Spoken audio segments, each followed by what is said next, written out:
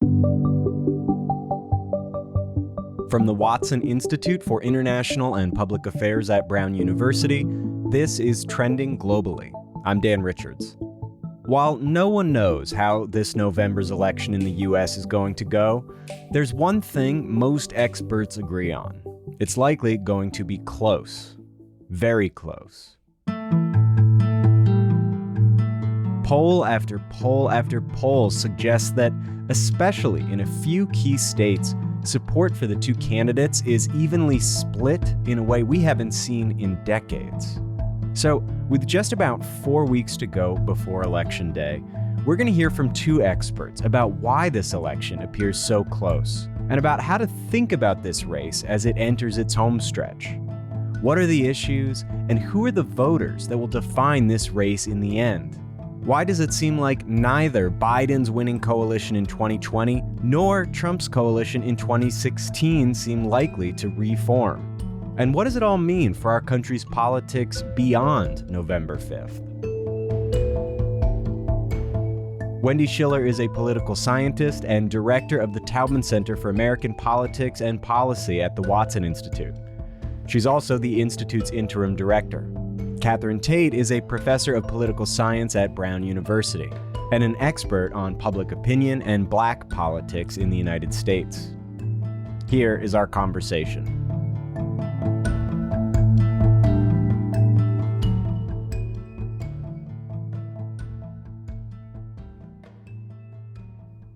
Wendy Schiller, Catherine Tate, thank you so much for coming on to Trending Globally. Our pleasure to be here. Thank you. I want to start with just the nature of this race right now. You know, in 2020, President Biden won the popular vote by some 7 million votes. He won the Electoral College by over 30 votes. And right now, most polls have this race as likely to be a lot closer than that. And I guess before we get into some of the specifics, kind of big picture, what are the main factors that you think are making it so much closer? I think voters still don't feel like they know Harris very well, while Trump is very familiar. And although it's a Harris versus Trump election, this election is much like 2020. I'm not sure there'll be as strong a turnout in 2024 as in previous elections because they're not really given a real choice. Harris is new, but still she's with the Biden administration. And I think that voters are not going to necessarily turn out at high numbers because of that. And because the polls may be inaccurate because of the turnout problem. Trump is doing well among working class whites, but they tend not to vote. And so I think college-educated voters are more likely to surge at the polls for this election. Professor Tate brings up a terrific point about the switch in the fundamentals of each party. Because, 20 years ago, we would have said that working class voters, even working class white voters, were core to the Democratic Party. But now the Democratic Party seems to have the majority of college-educated white voters and college-educated black voters. And so that is a very different ballgame. There are fewer of those. Only 40% of America has any college at all. However, they are still more likely to vote, even with the Trump enthusiasm from 2016. So that's the big question mark, is in 2016, Donald Trump brought a lot of people without a college education to the polls. They got out the door. In 2020, it was quite a mixed result, and he himself discouraged people from voting by mail in a pandemic. And I think that affected some of the turnout, even though he did very well, historically well for the Republicans in turnout. That still lingers a little bit. And I think the Democrats are better at saying vote whatever way you can. So in certain areas, particularly suburbs, you probably will expect college-educated voters to turn out in bigger numbers. And that is something I think that we're not quite seeing as starkly in the polls as we might. Vice President Harris, obviously part of the Biden administration, but also clearly did change the race when she entered into the race. And I was thinking, maybe we could start first with some aspects of Vice President Harris's identity that are just profoundly different than what we had been expecting from the Democratic candidate.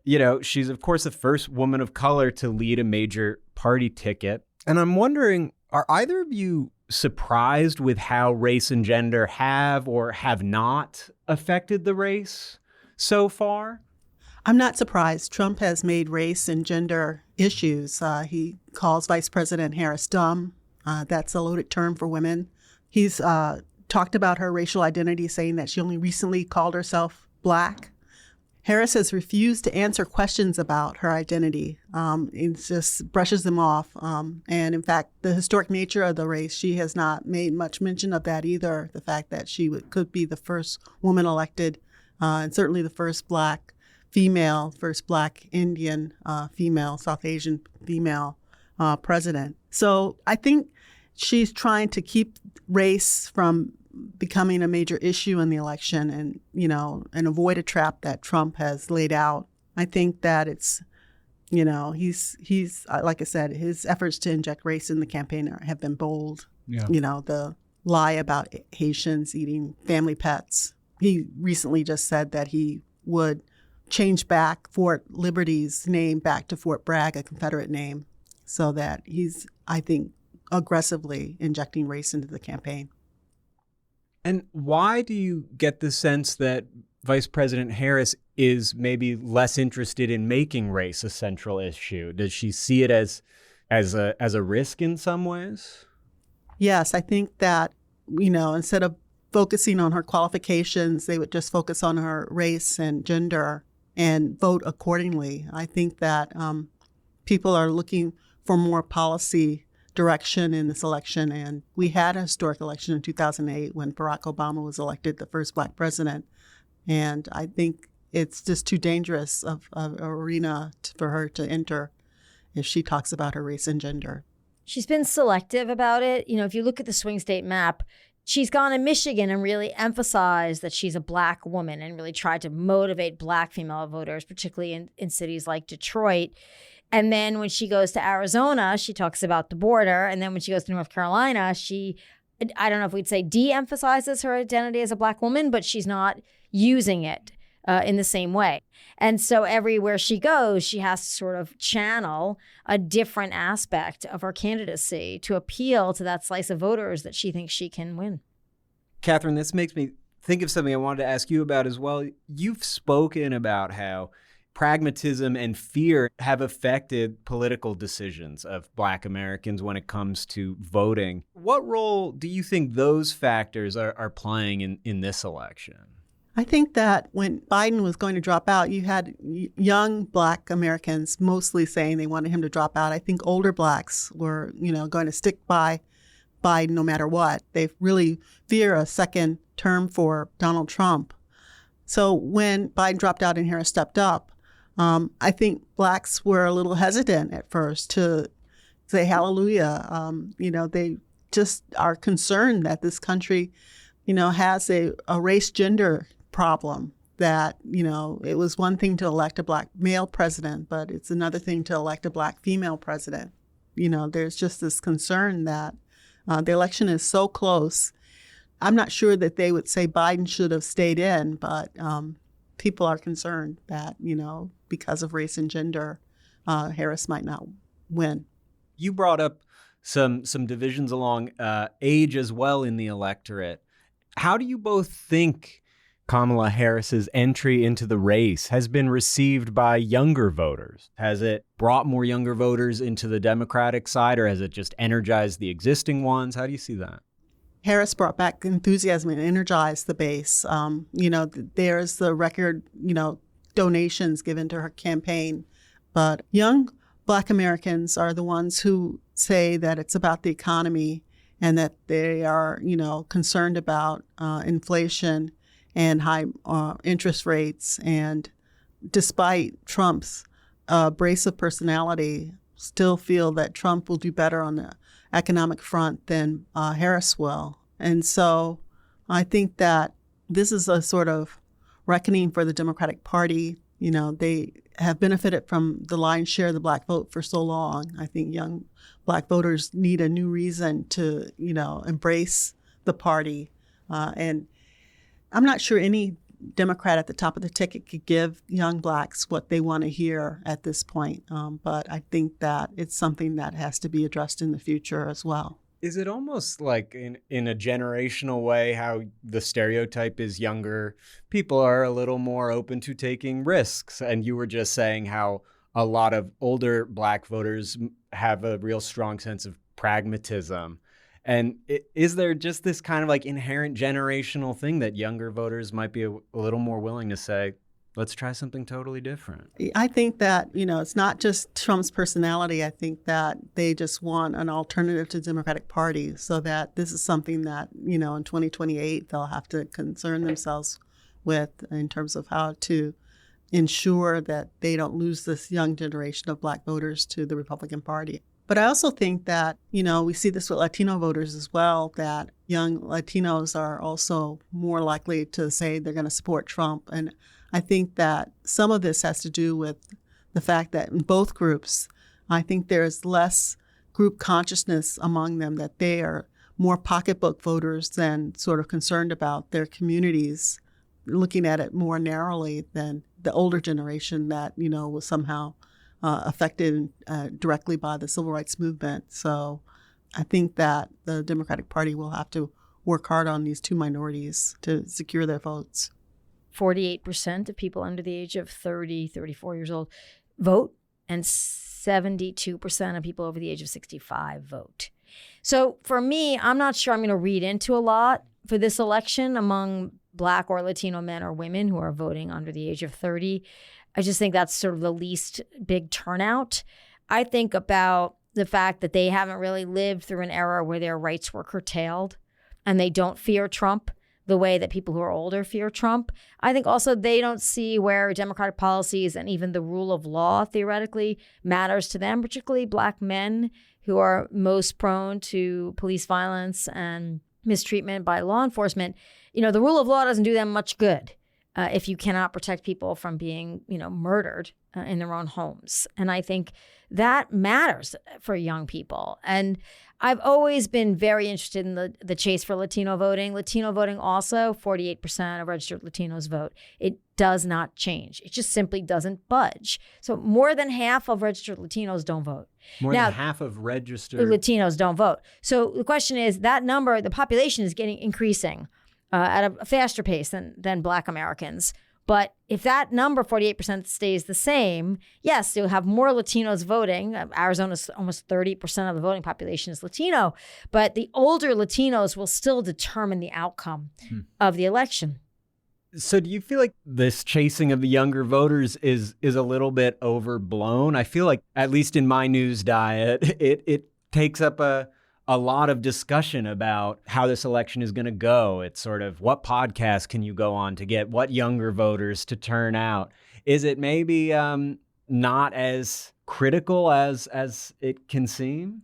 I think 2028 will prove to be, as Professor Tate said. 2028? 2028, because 4 years of Trump, unfettered, with immunity, maybe he runs again or tries to run again, even though constitutionally he's prohibited from doing so. I think under that regime, they may feel much more heavily that their rights and their opportunities are constrained. Yeah. And so maybe that pushes them back to the Democrats. I'd like to ask Professor Tate, we have seen some interesting polling, and I'm not sure if I should believe it or not, but have you seen that, the Republicans typically have an advantage with seniors over the age of 65, usually somewhere between an 8 and 10 point advantage in the electoral share. But this year, it seems polling is far more even across older people, that the Trump doesn't have the kind of advantage that Romney had, for example. And I'm wondering, is that the generation that worries about democracy and the rule of law? Is that the generation that worries about their grandchildren's future? I don't know. We haven't talked about the gender gap. And so I think that we're looking at older women voters who are going to support Harris over Trump, because I do think that they just find him too divisive and, just alarmed by his rhetoric. So I think that Trump has not tried to present himself any differently than when he was president, so that they sort of know exactly what they're going to get if they vote for him a second time or a third time. But I do think that white identity politics is important. And so I do think that Trump is going to secure the lion's share of the white vote. I would just say these older white males are going to just still show up for Trump. And the polling can be tricky in this circumstance. We saw this a couple of years ago before Dobbs' decision overturned Roe v. Wade. In Mississippi, there was a referendum, a statewide referendum, whether to sort of protect abortion or not. And the polling going in had it, 59% in support of removing protection for abortion, 41% keeping it. And it turned out that when it was on the ballot, it was the reverse. It was the mid-50s to say, yes, keep the right to abortion. Oh, so that's a huge And that was swing. because women answering the phone in their household would not say in front of their husbands that they were going to vote the other way. And here, I think that, those people are still answering cell phone or landline. If they're in front of their family, they may say, I'm voting for Trump if I'm in a Republican household, but I'm in fact not. I'm an older woman and I'm going to vote for Harris. And then I think the stigma of voting for Trump among the base Trump supporter is gone. I think they are going to say they're very proud of it. They're very loyal. They want to wear it on their sleeve. I don't think there's as much of a hidden vote for Trump as there is a hidden vote for abortion rights. And we're going to see this in Florida and Arizona. So the thing that might save Arizona for Harris is, again, that abortion is on the ballot in Arizona. And it's interesting there, though, that you didn't exactly say there's a hidden Harris voter, but a hidden abortion voter, which then, would likely vote for Harris. But that brings up an idea I wanted your opinion on that some analysts have put forth lately, that this push by Democrats to put abortion issues on the ballot this year at the state level in terms of ballot initiatives or referendum could inadvertently potentially hurt Harris in those states, because it might let some people who want to support reproductive rights, but otherwise think that Trump is maybe better for the economy. It would allow those types of voters to effectively split their ballots. They could vote for measures that support reproductive rights and feel like they've done that, and then go ahead and vote for President Trump. What do you think of the relationship between these statewide fights over reproductive rights and how it's going to affect the election? Is it just a one-way, it's going to help Harris, or is it more complicated than that? And that's part of the issue with having swing state Democratic governors. So if you live in Michigan, they've enshrined the right to abortion, I think, up to 15 weeks at least, maybe 16 weeks in the Constitution now. So it's a right. So you don't have to worry about that anymore if you live in Michigan. Therefore, you can feel more free to vote for Donald Trump. I don't know how many people are like that, because the Democrats have been tried to make a national ban an issue. Trump's punted it. J.D. Vance, not so much. And so that's the big question mark. Pennsylvania is the same. It's got a less Democratic legislature, but a Democratic governor. So I think that's where the swing states are problematic on the issue of abortion. It won't win you as many votes because right now some of them feel quite protected. Trump tried to confuse voters on this score. He said that he was initially going to vote to restore abortion rights in Florida, and then he quickly said no to that. And then Melania Trump has said in her biography that she is for abortion rights. And so I'm not sure that the Trump supporters really understand that Donald Trump is against abortion rights. I wanted to go back to this idea that younger voters aren't as sort of experienced with the feeling of losing rights maybe as older voters.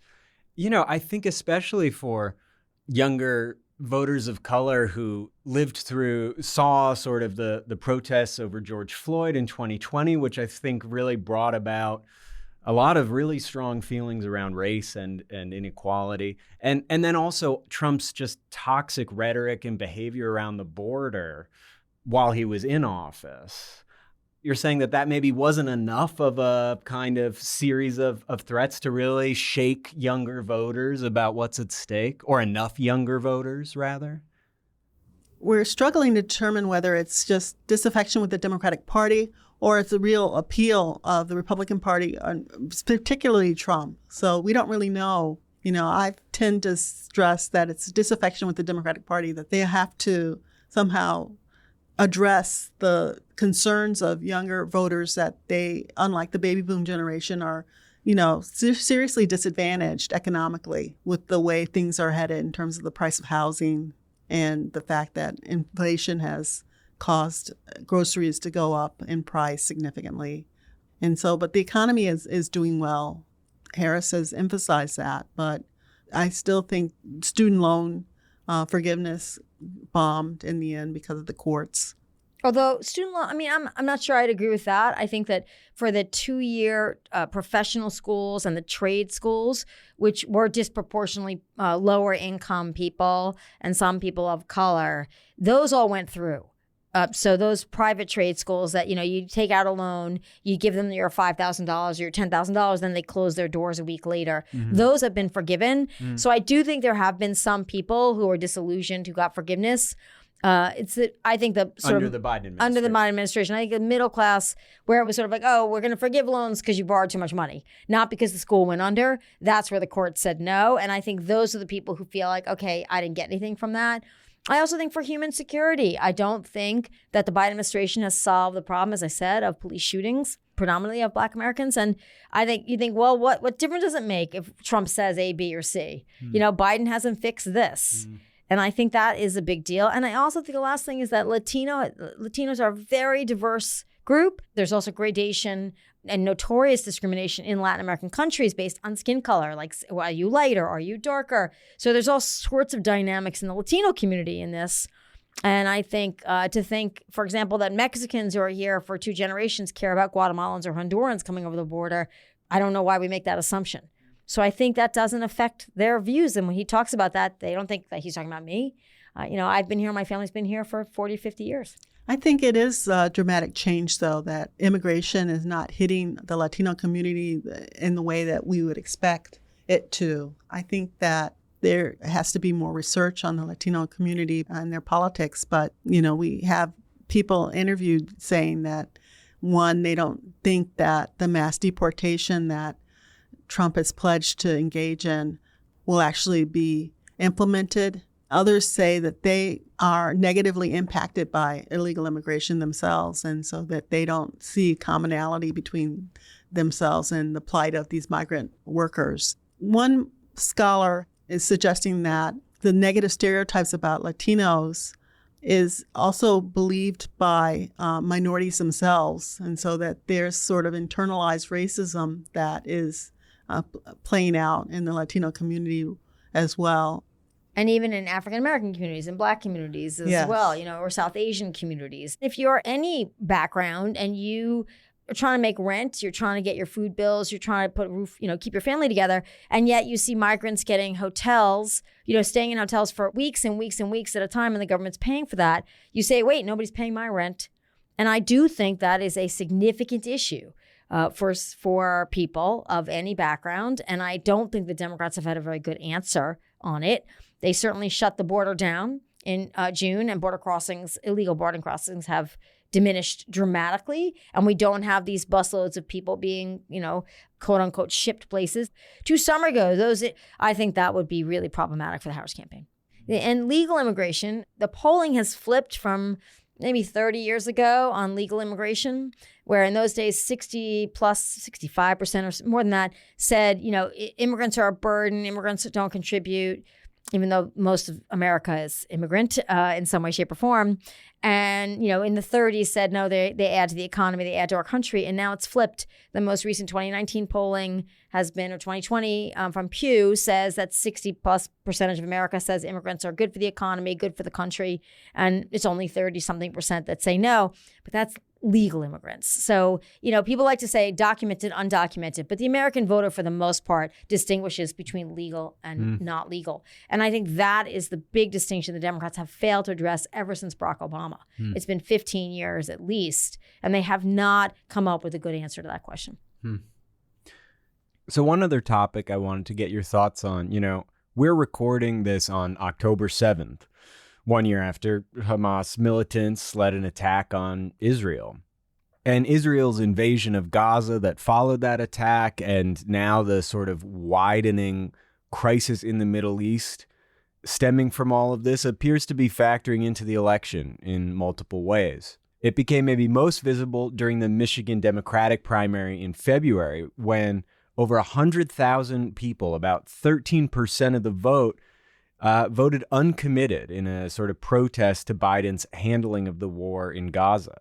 This in a pivotal swing state. It only went for Biden by some 150,000 votes in 2020. Do you think Democrats are taking this issue seriously enough? Is there a meaningful group of voters who could be persuaded to stay home who would otherwise be supporting Biden? I think it will hurt Harris and Michigan because the war in Gaza is now expanded to Lebanon and, might even go further to Iran. And, people know relatives, whose houses have been bombed.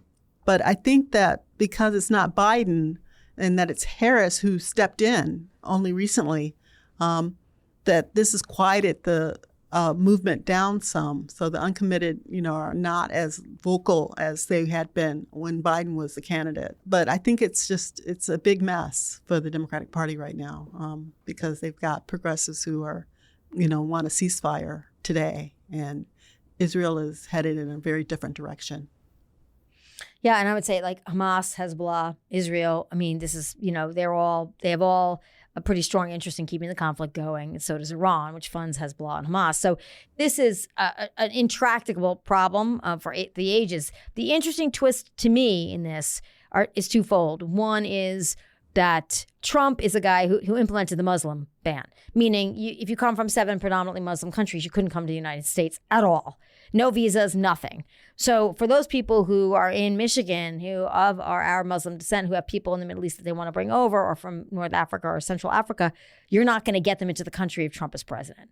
So you can lodge a protest vote against the Democratic Party because you're unhappy that they're supporting Israel, the Biden administration is supporting Israel, but you will end up with a regime that is much less friendly to your interests. And two, Trump will allow, at this point, if you think Netanyahu is unfettered in Israel now, Trump will just say, do whatever you have to do. Like, we'll just support you no matter what. So then what do you do with that? It just gets so much more complicated. So I think there will be people who stay home, who are protest votes. I think that their ultimate foreign policy goals will not be met by the Trump administration, but it will take 3 or 4 years for them to figure that out. And you have to, we know this from political science. Voters do not like to regret their vote. They want to minimize the regret associated with their vote. And if they feel that they just can't vote for the Biden-Harris administration because of this issue, they will stay home. Whether that results in a policy outcome that's better for them, that's not always related to their capacity to sort of gauge how regretful they will be with their vote. And as far as the amount of people it seems to be moving or catalyzing, you don't see it as an issue that really requires a big strategic change from the Harris campaign. Well, there's no real strategic. She's already on record as saying she wants a ceasefire. She's already on record she wants the people to stop being killed. We are an ally of Israel, and particularly since Iran is attacking Israel now multiple times. Now, I think there's no going back because Iran is a quote unquote our enemy. So I think that's, as I said, strategically kind of puts the Democrats in a little bit of a better position. I also think the alliance in terms of Arab Americans, Palestinian Americans, and African Americans, particularly in Michigan and Detroit, that's a really big, important factor here. And you can see, at least among Black women who are polled or interviewed, they say, we don't love that policy, but now we have a chance to have a Black woman as president. So we are going to vote for her and hope for change. So you may see 50,000, 75,000, people stay home, but I don't think you'll see all those uncommitted people stay home. Are there issues or trends that you both think are sort of being undervalued or under-examined right now? I mean, we've talked about some of them already, but things that in the middle of November and December, people are going to be going, how did we not think about the effects X was going to play in the election? Whether it's an issue or a demographic trend, is there anything that we're sort of missing as we're looking at it right now? The fact that so many people are concerned about voter fraud in this election as well is, I think, surprising and, one for historians to really wrestle with. In NPR, Marist poll found that 6 in 10 are concerned about fraud in this election. 6 in 10 Americans. Yes. Oh, wow. Yes. Republicans the most, but it's still, there's some among the Democrats as well. But are the Democrats afraid of fraud on the Trump side or the Democratic side? Because the people who were convicted in 2020 were Trump supporters. Right. Yeah, no, they're concerned about that. If Trump loses, he's not going to go away. He's probably going to argue that like 2020, this again was another case of fraud. But we've got so many Americans who, see this issue of our election somehow system is spoiled or is ruined or fraudulent. I think this is something that we'll have to concern ourselves with. And then there's a question of violence. Will there be violence if Trump loses? I think there could be violence in some areas amongst core Trump supporters if he loses. But I still believe most Americans are worried about their families, their housing, their kids, their rent, their groceries and schooling. And they just want, to live life in peace. I think that's one thing. I think the question is who will bring that peace? And so that's where I think Israeli, Gaza and Hezbollah conflict comes into play, is that people think, well, Trump was a lot of things, but we didn't seem to have all this chaos. And, there wasn't a Ukraine-Russia conflict. There wasn't, Middle East conflict. So maybe he can bring us peace. And so rather than thinking of his regime as sort of vitriolic and angry and scary and chaotic, people are thinking maybe he can get a handle on not only in domestic politics, but also international politics. So I think it's an unseen, especially among suburban men and independent voters who may think, I actually think maybe he can calm the world down because of his personality. That's it's a long shot, but I think that's one element that we're not really thinking about. On the other hand, I think people have not forgotten, but overlooked the fact that in 2020, there were 60 cases, all challenges by the Trump administration, and all of them rejected in the federal courts by Bush appointees, Obama appointees, Clinton appointees, and Trump appointees. Now you've got a whole layer of Biden appointees in the federal system. Not as many district court appointments as Trump. There weren't as many vacancies. Nonetheless, you've only added Democratic-leaning judges to the federal system. So I do think that the challenges won't go all that far, but I agree that he won't go away. The question mark is, when will the Republicans who want their party back and want to run for president in 2028, if you like Brian Kemp of Georgia, for example, when will they just say, we're done, it's enough, you lost, we really need to move on, and we want a fresh start, we want to be able to win? And I'm waiting for that. But I think even if he loses that, he's had a big impact on the party, the Republican Party, so that I'm not sure they will ever go away from, this way of saying that the enemies are Democrats and that they're trying to replace us with immigrant voters, and that we have to worry about their mobilization efforts, that they're, registering fraudulent people. And I think that will resonate. I agree with you. And Trump will file to run again if he wins. He will. He'll file to run again whether he loses or he wins. He will, because then he can keep raising money. And the FEC will not be able to stop him, because he'll make the argument that maybe he can get the 22nd Amendment repealed by the time 28 comes around, so they can't legally bar him from running again. And that's, I think, whether he wins or loses, that's what we're going to see after Inauguration Day.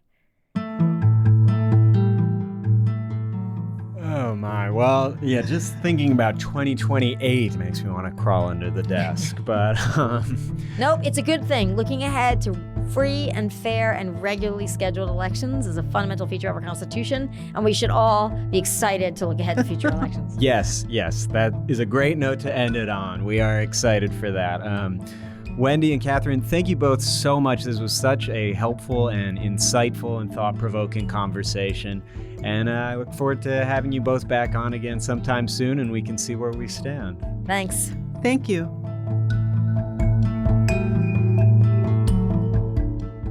This episode was produced by me, Dan Richards, and Zach Hirsch. Our show was engineered by Eric Emma. Our theme music is by Henry Bloomfield. Additional music by the Blue Dot Sessions. If you like Trending Globally, leave us a rating and review on Apple Podcasts, Spotify, or wherever you listen to podcasts. And if you haven't subscribed to our show, please do that too. It really helps other people to find us. If you have any questions or ideas for guests or topics for Trending Globally, send us an email at trendingglobally@brown.edu. Again, that's all one word, trendingglobally@brown.edu. We'll be back in 2 weeks with another episode of Trending Globally. Thanks for listening.